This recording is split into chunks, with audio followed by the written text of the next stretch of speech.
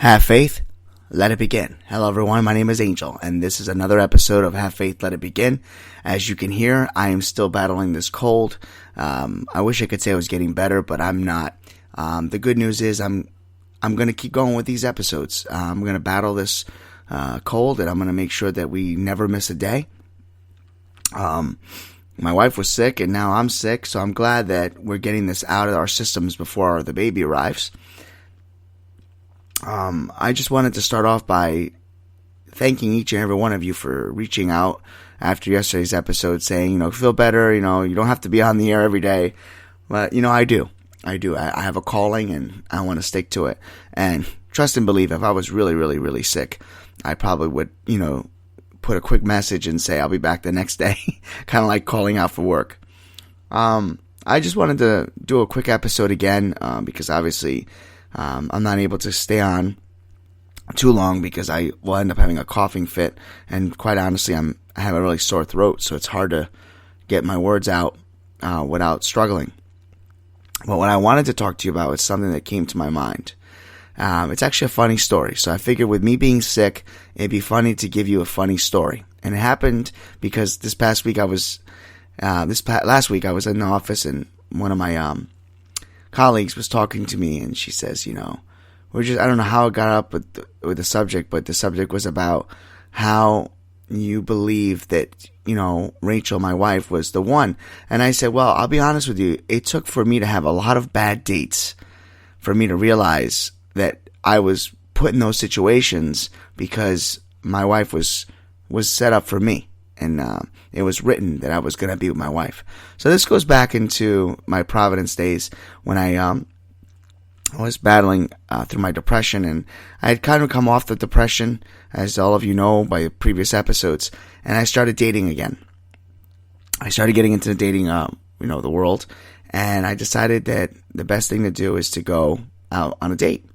So as all of us do, we meet somebody and we take somebody, sets you up with a date, and you decide to, plan it all out. And for me, everything looked like it was good. We spoke on the phone a couple times, and we decided that we would go out on a nice date. We met up at Fridays because that's where I had worked part time, and I figured it'd be a better setting for me to have the date in a place where the person knew that I was well liked, and kind of made my personality stand out a little bit.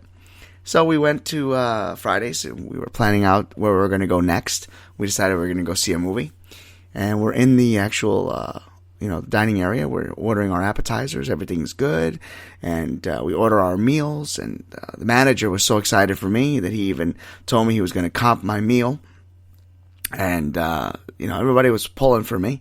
So during the course of the evening, we're having a great discussion. We're waiting for our meals to arrive, and everything looks, was feeling good, and appetizers got done, and then all of a sudden, the meals came, and she decided that she wanted to excuse herself real quick so she can go powder her nose.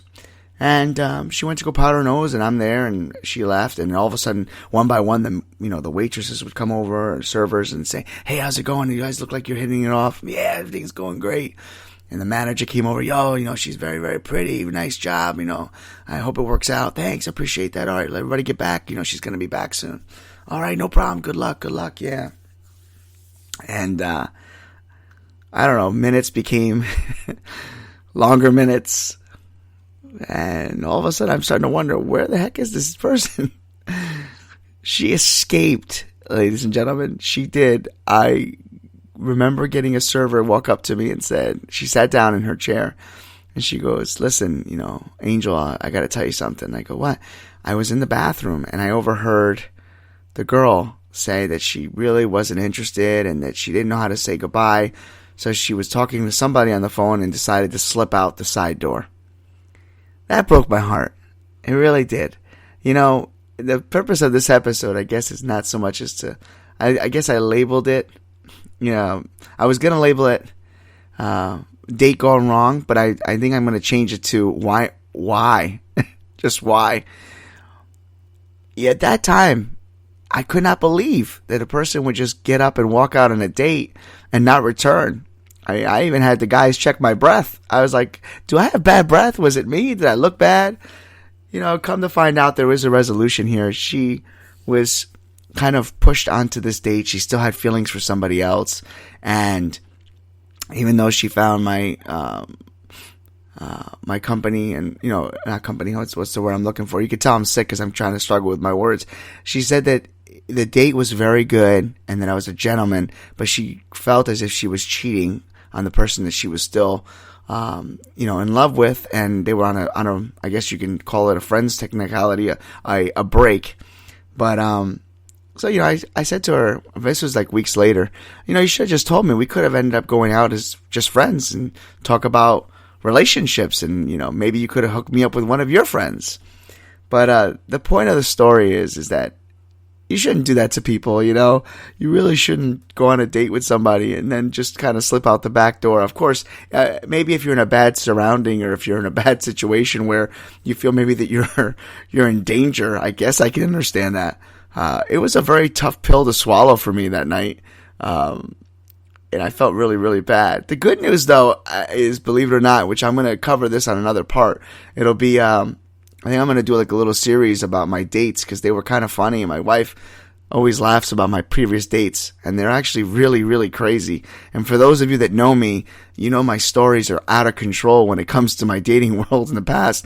And so we're going to do a dating series starting with, this particular episode. So this one's called, Why? Maybe it would be Why Me?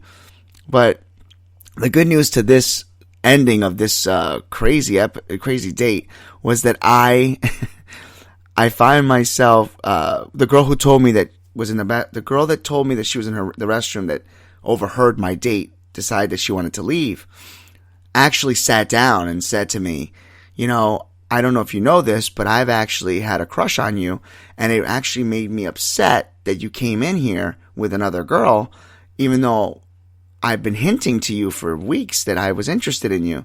And I said, you haven't. She goes, yeah. I says, oh, okay. So she goes, well, how about this? How about we finish, her meal, because I'm done with my shift, and we start our date right now. And I'm going to leave all of you on that cliffhanger, because trust and believe, it gets really, really interesting from here. So with that being said, the purpose of this episode was really just another way of giving you a funny story. There really isn't no hidden message other than maybe you shouldn't do that to other people. But it was just maybe a funny way of giving you a story for your way to work while I'm still getting better with my sickness. So I'm going to leave it that way. And I hope you get ready for other sequences, other dates that are coming up. And there'll be a part 2 to this one. So with that being said, my name is Angel. I'm going to try and get some medicine in me and have faith and let it begin. And if you're ready for a crazy week of stories, this is probably the best week to listen to them. I guarantee it.